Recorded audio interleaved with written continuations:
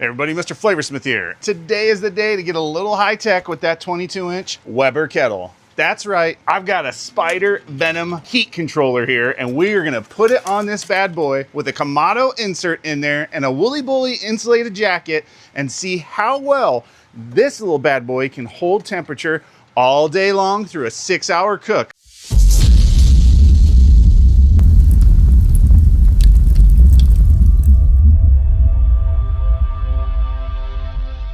And today we're cooking up 5-pound chuck roast. We're gonna do it just like we like to do brisket, or a poor man's brisket. We're gonna do it slow and low, not crazy period of time today, 6 hours.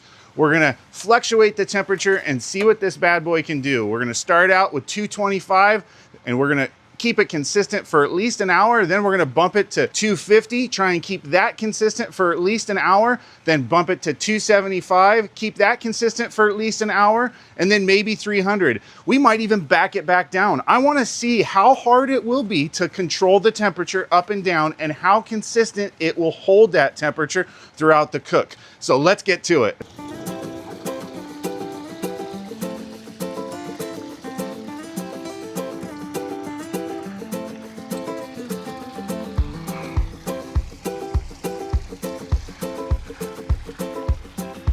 All right, so here are all the items that the Spider Venom heat controller came with. First of all, the main beauty, okay? This is the brains, this is the bronze, this is everything that controls this system and provides the airflow to increase or decrease your temperature on your coals. Limiting the amount of oxygen will cut back the temperature, increasing the amount of oxygen will increase the temperature. So this just clips to the bottom of our kettle. Below that, you get an ash bucket, just like you do on the premium ones of Weber, the premium models of Weber. I believe it's just a little bit smaller, but that's okay because I clean out my ash bucket and everything after every single cook. So I think that's probably just good practice for everybody to do. It also comes with the ambient heat probe right there. So this is just gonna clip in to your grill. That way you can measure the grill temperature, which is the perfect place to measure temperature. That's how you want to control it, is by measuring it the same level that your meats are at. And then it also comes with one meat probe sold separately. You can buy additional meat probes. It does have a spot for 2 meat probes. This probe right here is for ambient temperature. Number 1 and number 2 are actually for your meat probes. So it will take 2 meat probes. I find a lot of times for me, I just need 1, as I'm usually just cooking 1 protein at a time. But let's say you're cooking chicken and beef at the same time, you're gonna wanna have 2 different probes in there so you can measure it. It also includes a screwdriver. This is a flathead screwdriver, and I believe this is to help assist on the installation and bending some tabs, I believe. And then it comes with your wall plug. This is electric unit that is Wi-Fi capable. Then it also includes the instruction manual. The instruction manual, read this carefully and read it all the way through. It goes into showing you how to set everything up. And I gotta be honest with you, the instructions seem very, very easy. Also on their app, when you install the app onto your phone, you are gonna have little videos that are in there on how to set this up on your kettle. So it is super easy to do. With that being said, let's get to it now. Let's dismantle this first. Take the lid off, take the Kamado Insert out, take your coal grate out. Now this was just a standard Weber, it wasn't anything crazy, so it did not include an ash can. It just has this little ash pan. We are not gonna need this anymore. It's gonna make a perfect shield. And it said turning it over upside down is the easiest way to install this. So we'll do that. On the Venom, there's this little stainless steel gate. You wanna open that up all the way. Flip this unit upside down. And then we wanna put our Weber vent handle through it all the way like this. Just like that. You wanna get the fixed tab in first. That's the fixed tab. Put that one in first. And then once that's in, then there's 2 other tabs, and you push that down. Ooh. One's in over there. One's in right there. Just like that, push down solid. And then I believe this is just to kind of maybe bend it into place a little bit better on those tabs. But once you push it down into place, it's solid. You don't need to worry about it. And so now what I want you to see is this little hook right here. This is the piece you're gonna hook onto your vent right there, your vent handle. That way, when we go to close this all the way, it's now controlling that. And if we want to be in manual mode, we can just control our bottom vent like that as well, now that that's hooked on there. Now let's flip it back over.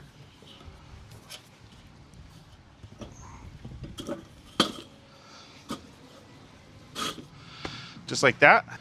All right, and installing the ash can is fairly easy. It's just got a little tab right here on this side that fits into a slot on this side. Just find that piece. Put it in. The aluminum silver part slips inside the Venom control housing. So make sure that goes in there. You might have to play with it just a little bit. And then you have a little locking latch on this side. Make sure that the little stainless steel hook or metal wire grabs the hook on the bottom. And then just push it into place just like that. There we go. There is the Spider Venom.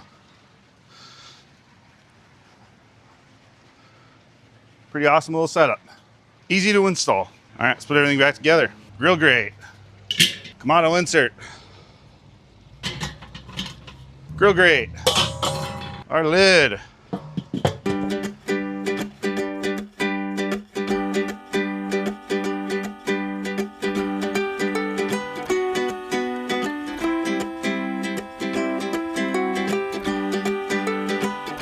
all right, so I just spent about a half hour, maybe close to 45 minutes, attaching this unit to my home network and attaching it to the app on the phone. I'm not gonna lie, it wasn't as smooth as I was hoping it would be.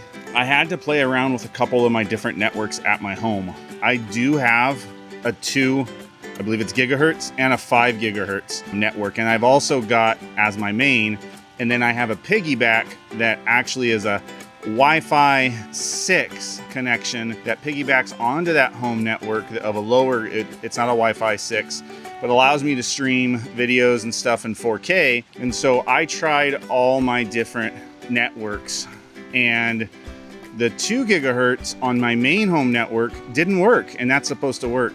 The 5 gigahertz didn't, and that's not supposed to work, so that makes sense. But when I used my Wi-Fi 6 4K router for streaming, it is backwards compatible, and so it does not distinguish between 2 and 5. So I don't know what it actually ended up connecting to, but that was the one that connected the best to this system. And with that being said, I still had a couple issues. I had to turn this unit off a couple of times. I uninstalled and reinstalled, and then finally it hit, and it took. Now, a lot of people would say, well, hey, you're really far from your Wi-Fi router. No, I'm not. Mine is, it's called a mesh network router system. I've got extremely high bandwidth in my entire backyard. It allows me to connect all my smart devices back here.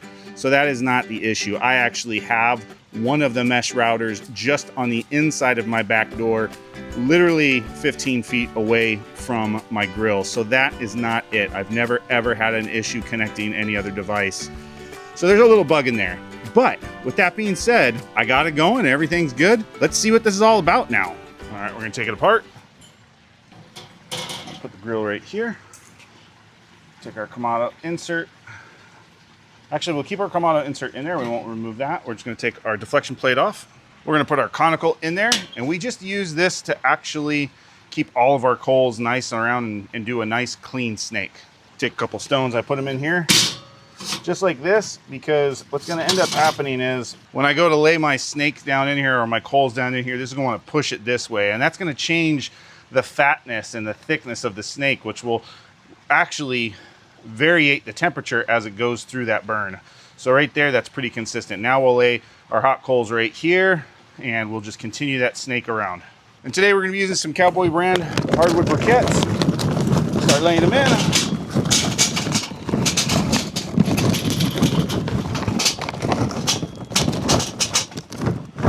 Okay, just like that. Flatten them down, just really kind of fill in any gap you can. This burn should probably give us close to 8 hours. So what I want to do is I just want to lay them all nice and flat, get them really tight. That way they're all making contact as best as they can, because that'll help our snake burn continuously when there's that close contact. Now we'll put in some wood chunks. Today we're using some post oak from Western Premium Barbecue Products. This one will go for the hot coals that go right there. Now I'm gonna put more coals in over the top.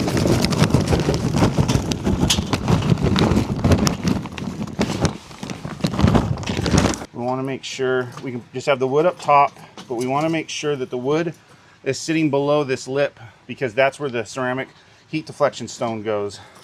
And we don't need the wood all the way around here. We just need it to fill in for like the first 5 hours. This should get us, we're gonna put coals here, this should get us about 5 hours.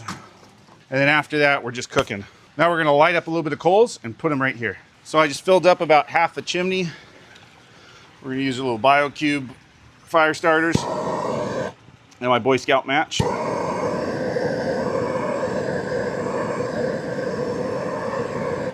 right, those are lit. Put our chimney right over. All right, and now that they're heating up, we'll give them about 12-15 minutes to get to nice full temperature, and then we'll put them in.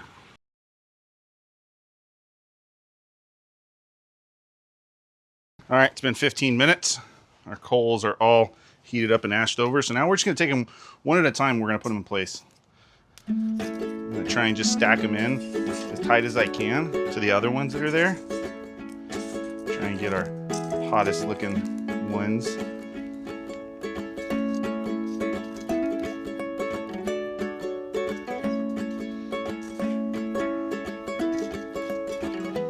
All right, that should be good. And we'll lay this right over the top, just like that. Now we'll go get our ceramic stone. There we go. And this just sits on top, just like this.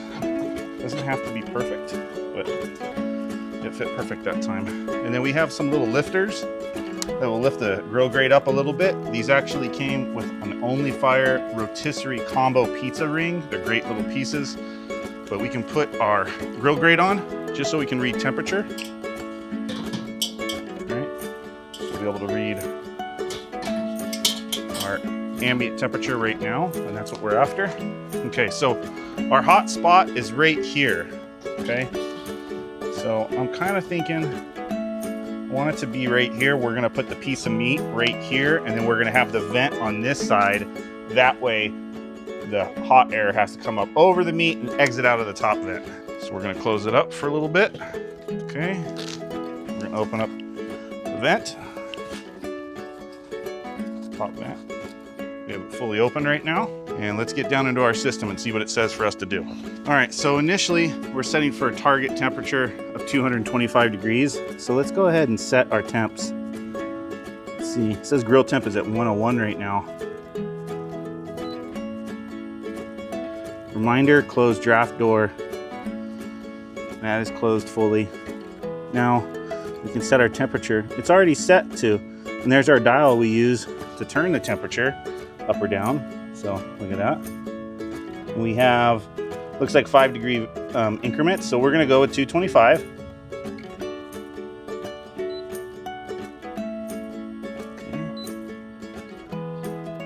Okay. There we go. Now it's telling, ooh, wow, it's doing all sorts of cool stuff. I want you to see this. Look at that. As soon as I did that, it's telling me to close the top vent to 1/4 of the way. So there we go. It's about halfway. Let's go to 1/4 of the way. All right. Whoa, I wasn't expecting that.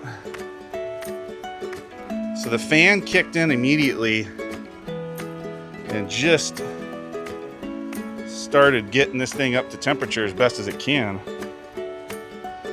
That fan just kicked in. Wow, that was really cool. I wasn't really expecting that. I don't know what I was expecting, but that's pretty cool.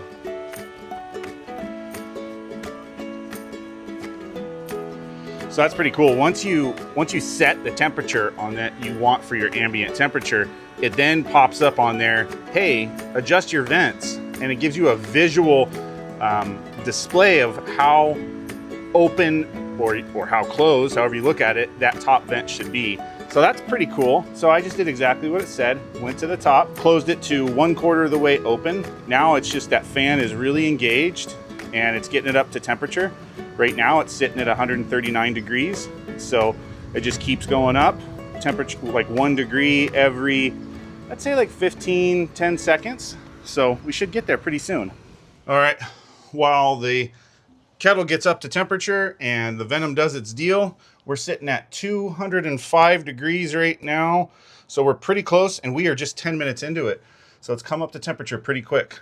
So let's get our meat ready. And this is about a 4-pound chuck roast. I just weighed it out roughly. We have a few things we're gonna put on there: some onion powder, some granulated garlic, some kosher salt, and some coarse ground pepper. And if you can see, this is our 4-pound chuck roast, otherwise known as a poor man's brisket. Onion powder, granulated garlic, and coarse ground pepper. I like a lot of pepper, so I lay it on thick. Also helps out with the bark. It's a little dry, so this is just 50-50 water and apple cider vinegar. Sticks a little better there. There we go. I'll try and grab up some of that stuff on the end there, so I can get this thing really covered good. And go through, lay a little more granulated garlic on there. Just cover it up really good. It helps with a nice big crust. And on beef like this, a thick piece of beef, you're not gonna taste that pepper. It's not gonna be what you think it is. It's gonna taste delicious, but it's not gonna be crazy overpowering or anything like that. Same thing with the salt. It's a big piece of beef, very, very thick. We're over 2 inches, 2.5 inches in some of these spots. All right, that's good. Let's check out and see where our spider's at. Our spider venom. Cover this up until we're ready. All right, we are 15 minutes into it and it's come up to temperature beautifully. It's sitting at 240 degrees. I think what it's doing right now is I think the big ceramic stones that are in there are warming up and coming to temperature. And I think the thermostat on the spider venom is just kind of combating that a little bit, but not in a bad way. I think it's doing its thing. Now, since we have the grill temperature where it needs to be, I'm just gonna make a quick little drip pan that's gonna go underneath the grill, and then we'll get the meat on there. All right, let's put this piece of meat on here.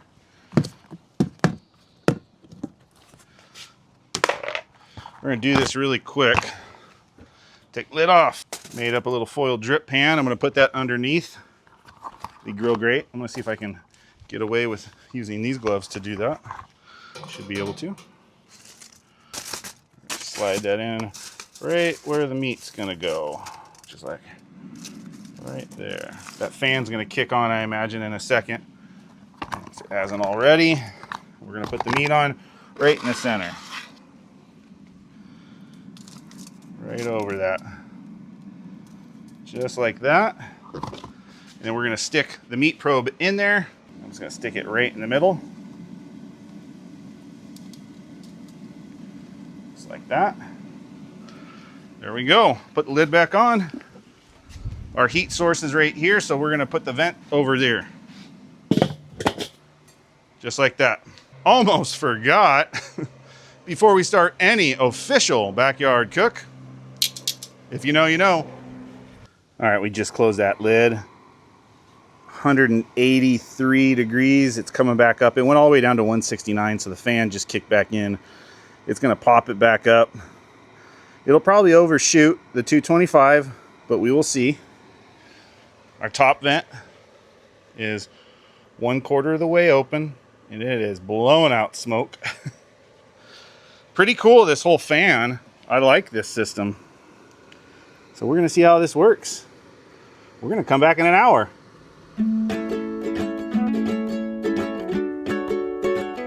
All right, so it's been an hour and this thing has been sitting consistently at 226 degrees Fahrenheit for about 45 minutes. That blows my mind. I mean, it just goes up and down really like 1 or 2 degrees every so often. It's amazing, but it doesn't get a variance of even 5 degrees. This is pretty impressive. I mean, it's not a hot day out here. You know, it's cool, we've got wind and everything. It's even sprinkled a little bit. And I mean, I think we're sitting in the low 60s today. And this is just, it's not had to struggle. It's pretty amazing because what happens is if the temperature gets too low, the fan comes on for just a split second. You can hear it go, and that's it. Bumps it up 1 degree and then it stops. But for like the first 10 minutes of the cook, it was trying to stabilize, you know, it really was. And so it had the fan going a bunch, it overshot for a little bit, but then it really stabilized. I'm really impressed 1 hour in. Now that we know that it's very consistent and it can stick to that 225-ish range with just 1 or 2 degree variance, let's open it up and see what it looks like now. Here we go. Ooh, well, I tell you what, hasn't done a whole lot yet. It doesn't look super flavoricious yet, but we'll check it out and see what we're looking like in another hour. Let's get the lid back on.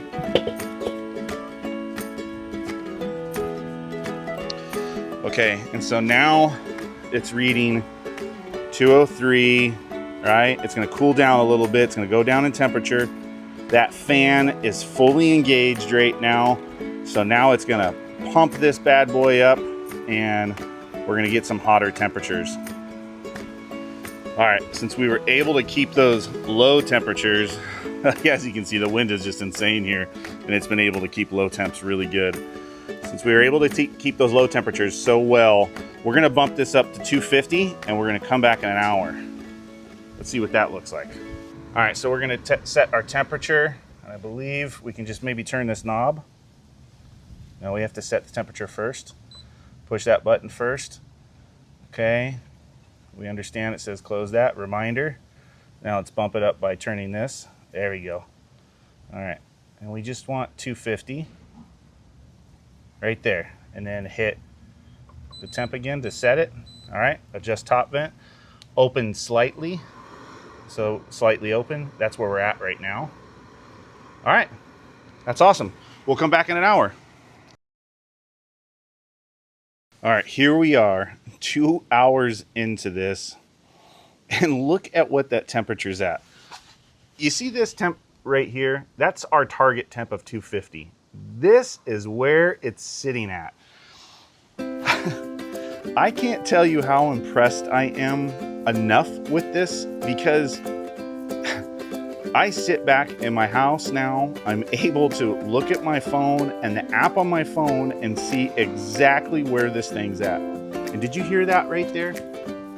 Just a little, like you didn't even see a change in the temperature, but it probably got down to like 249 real quick, or it was about to.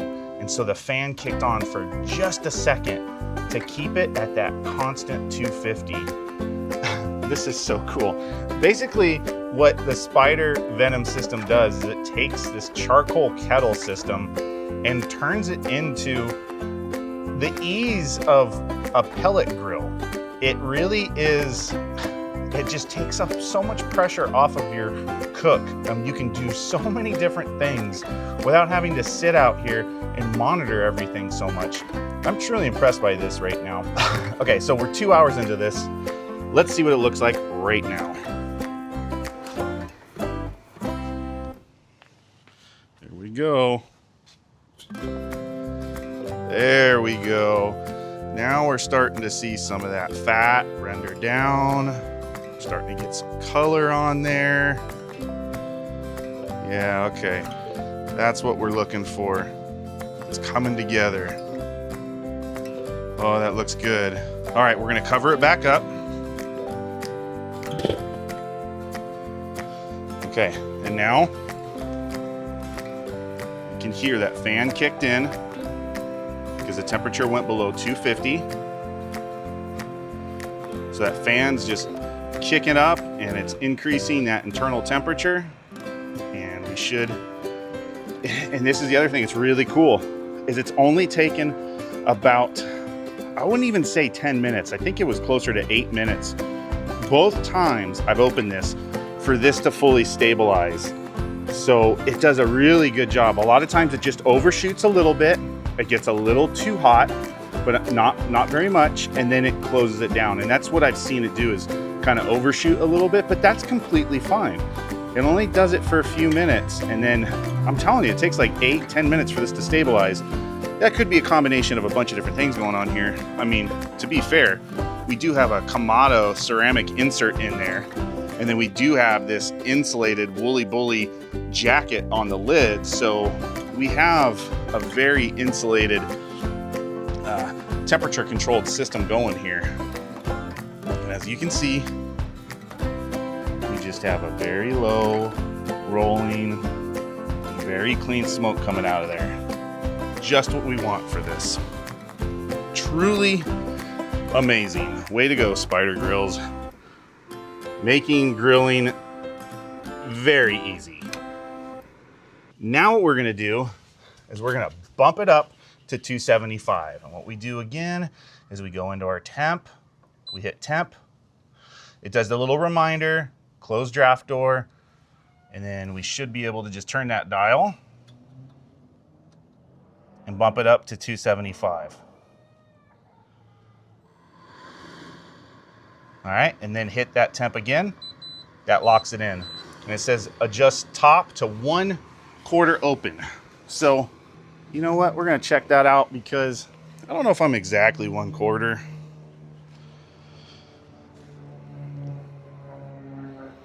I'd say I'm pretty close. So we're just gonna keep it right there. And if I find that that fan is engaging too much to keep the temperature, then what I'll do is I'll open it up just a little bit. We'll come back in an hour. All right, so I've come across something that makes everything a little bit better, all right? So when it comes to the connection, I did have problems initially connecting this, and it would say that it was connected, but then I wasn't able to control it. And I didn't read the warning on the bottom of the screen on the app, but it did actually say that you may need to refresh the app for it to connect properly again. And so once I did that, it connected beautifully. And there are some times when it does drop connection, but you just close that app out, start the app back up, and you can see it and it refreshes. It must be sending a signal or something. It's getting a little more strength initially. So honestly, the app works really, really good now. And I can go anywhere with this now that it's connected to my system. It does drop every once in a while, but honestly, it's not that big of a deal. Like, you just close the app and start it back over and reconnect and you're good to go. So I wanted to point that out. So maybe that's a bug that Spider Grills needs to fix, but it doesn't really affect me too much. It's not messing up my day. It's not messing up my cook. It's not throwing me off. Once I knew that, then it changed everything. And I went to my wife and was like, it's working. This is awesome. I mean, look at that. 277 and our target is 275. That's pretty good. I mean, it's pretty good. All right, so I want to be as transparent and honest with you as possible. Spider Grills did send this unit out to me for free, but they are not sponsoring this video. I told them I was going to give them my honest review of the product, see how it worked, put it to the test with what I was doing and building this whole really cool, smart Kamado-style kettle, and they were excited about that and said, yeah, sure, we'll do that. I reached out to them about this because I felt this was gonna be one of those little game changer things in my cooking setup, and I just wanted to let you guys know that. But I tell you what, I'm super happy they did, because this is turning out to be one of my very favorite pieces of equipment to put on these kettles, and I'm only 2.5 hours into it. All right, check it out. 3 hours into it, and our Spider Grill Venom is reading 274 with a targeted temperature of 275. It's just been bumping up and down from 275 to 274 for the past hour. Pretty strong. Crazy impressed yet again. All right, let's check it out. Ooh, you can see it just bumped up the fan again. It turns it on when it's just below a degree below. It just pulsates it like once for just a couple of seconds every minute or so. It's pretty cool. All right, let's see what this looks like. 3 hours into it. Oh yeah. Oh, look at that. All that fat is rendering really good. Oh man, this thing's looking pretty tasty. Oh yeah. Man, this has been so awesome. Way to go, Spider Grills. I mean, this is a pretty cool Weber kettle now. It's got a lot going on here. All right, you can hear that fan just kicked in. Photo time.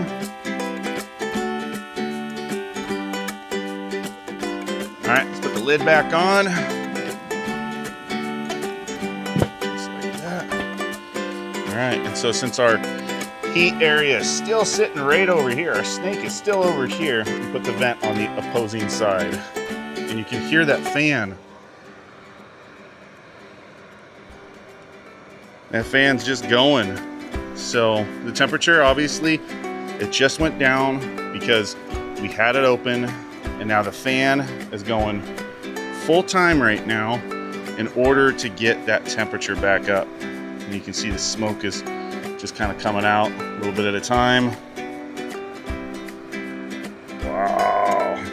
Way to go, Spider Grills. Ooh, it just turned off. So now it's going to let it sit for a second and see if it gets to its targeted temperature. And then the computer's going to say, nope, we're still not there. And it's going to kick that fan back up.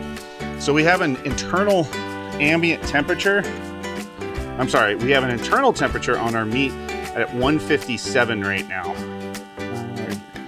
Let's see if this comes back up. I want to see what this monitor says. Meat probe, yeah, 157 right on the bottom there. So our targeted temperature is 165. That's so awesome. Every time that thing kicks up, it just starts smoking a little bit more. Really cool. Okay, we're gonna come back. I tell you what I'm gonna do off camera. I'm just going to take the lid off real quick, spritz it down real quick, put lid back on, and come back in an hour. All right, here we are, 4 hours into it. We have an ambient temperature, just bumped up to 279, but it's been sitting right at 275, really consistent. For some reason, in just the past couple of minutes, the fan kicked in and it bumped it back up, but it's been holding extremely steady. The app has been working great. Anytime I have an issue with the app, I just completely close the app out, swipe up on my phone, and then start the app again and reconnect, and you're set. And you just have to hit reconnect. That's it. That's all you have to do. I thought there was like a real issue with the app or something, but that's it. Once I figured that out, I'm set. I can sit upstairs. I can go to the grocery store, do whatever I want to do, and view everything from the app. It's been really awesome. I am highly impressed with this. So let's check it out. We're 4 hours into this cook. Let's check it out. Let's see what it looks like. We did just hit, literally 8 minutes ago, an internal temperature of 165 degrees Fahrenheit. We are at the point where I would like to pull it off, wrap it in butcher paper, and then put it back on there for maybe another hour or so and get it back up, get it up to the 195 degrees or until probe temperature. Just kind of depends on what I'm doing. I might even bump it up to, say, 300 degrees and see how well it does at 300. Let's check it out right now.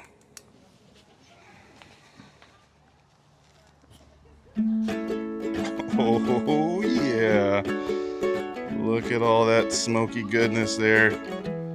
I tell you what, I've noticed that I don't see a lot of smoke color until the cook hits right at 4 hours. Once it hits that 4-hour mark, then I start to really see a lot of dark smoky color and flavor to it. But it takes getting to 4 hours. So, man, this looks good right now. Fat's really rendered down good. There's not any crazy dry spots on here. Maybe that right there. But let's spray it real quick.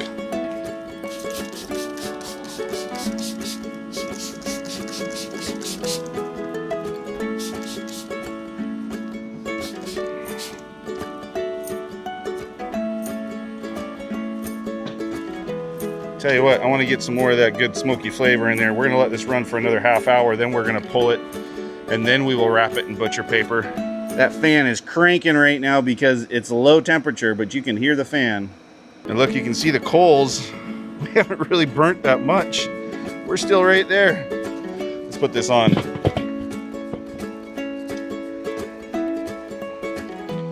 Let's let her go for another 30 minutes, and then we will pull it and wrap it in butcher paper, put it back on here, crank temperature up to 300. All right, so we are roughly at 4 hours and 30 minutes. We are sitting at an ambient temperature of 275, and our goal temperature is 275, so it is spot on. Internal probe temperature is 166. So it is in the stall right now, and it's been sitting at 166, 165 for the past half hour now. So what we're gonna do is we're gonna pull it out of here. We are going to wrap it in some butcher paper. We're gonna put it back on here, and we're gonna crank this thing up to 300 degrees and push it to the end.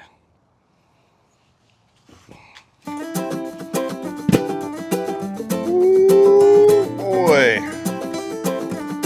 Now that's what I'm talking about. Now that sure looks nice and smoky. Oh yeah, that looks flavoricious for sure. That did it. Like I told you, you've really got to get to that 4-hour point, and anything over 4 hours, then it just really takes on that nice smoky color to it. All right, photo time.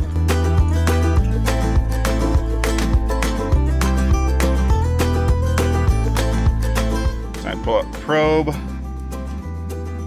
Barbecue mittens.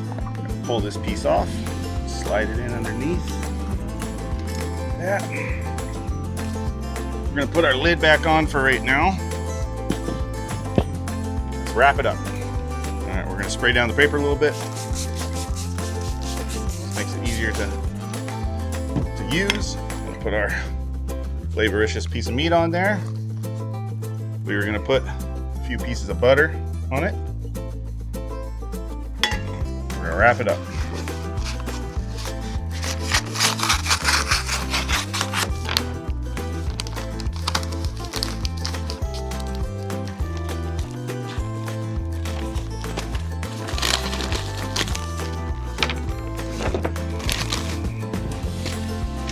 Very simple, light wrap. Nothing to it, just a little bit.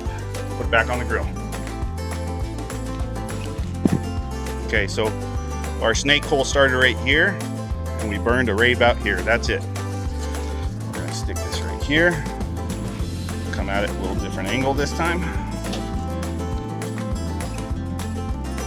I'm gonna probe right through the bag.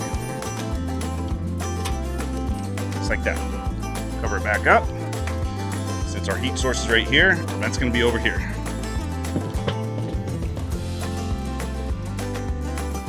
We're gonna set our Spider Venom Controller to 300 degrees. All right, so it's bringing the temperature back up to 275, but we wanna reset that temperature. So we hit the temp, gives us the reminder. And we're gonna turn our dial up to 300. Hit the temp button again. That's like enter. It's telling you to adjust the top vent to 1/4 the way open. It's already there. All right, so now our internal temperature is sitting at 156. We're gonna wait for that to get up to about 195, maybe a little less than that. and then we're gonna probe it for probe tenderness and see if it's ready to pull. So that should probably take about another hour.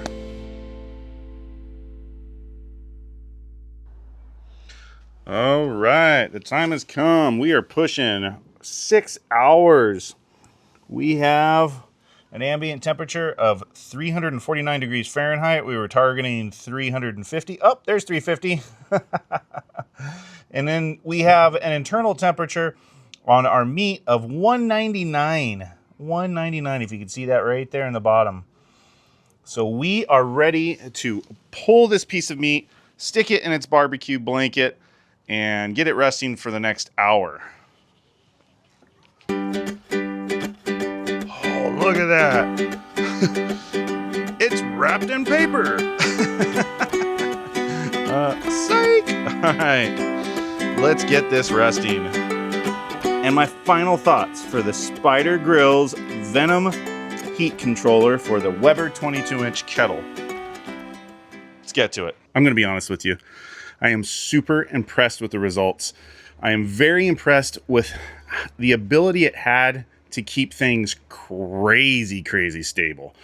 Now, might be a combination of a bunch of different stuff going on there because I do have a ceramic Kamado insert on the inside.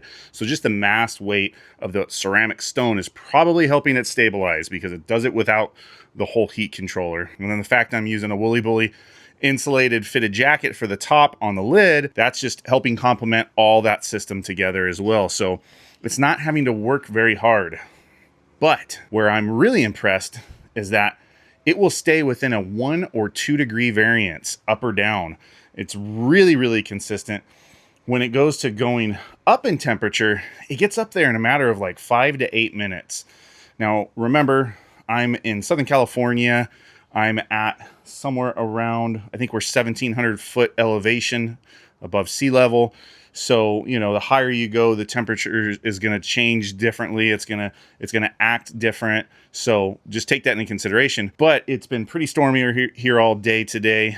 I've had to wear a jacket a lot of the time. We had rain and clouds and wind, and it didn't get above 64 degrees. So that's not super cold or anything. With all that, the wind and everything, this thing was just spot on. Truly impressed by it. I honestly, I've been wanting to build this system for a long time. I am super happy that I did. That little venom is not coming off of this thing. And I'm going to use this with a whole bunch of different things coming up in the future. I am very impressed by this. The really cool thing about this, I got to point out, is that you don't need any tools to put that on there. You don't need to put any holes in your kettle. It is super easy to install. I mean, really, I didn't even need the screwdriver, which might be necessary to bend a tab a little bit. There's 2 tabs you have to bend.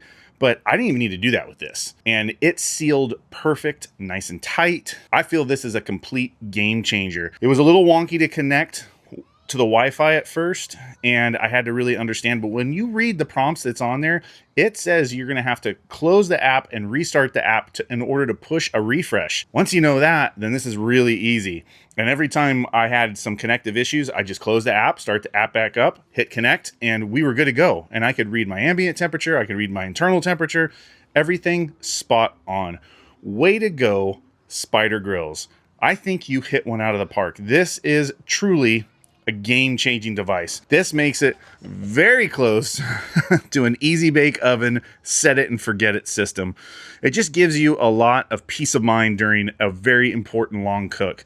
And the cool thing about it is, because of how easy it is to use, how consistent it is, how reliable it is, you can go shopping, you can go pick up the kids at school, you can do other things and have the assurance that it's actually doing what it's supposed to be doing.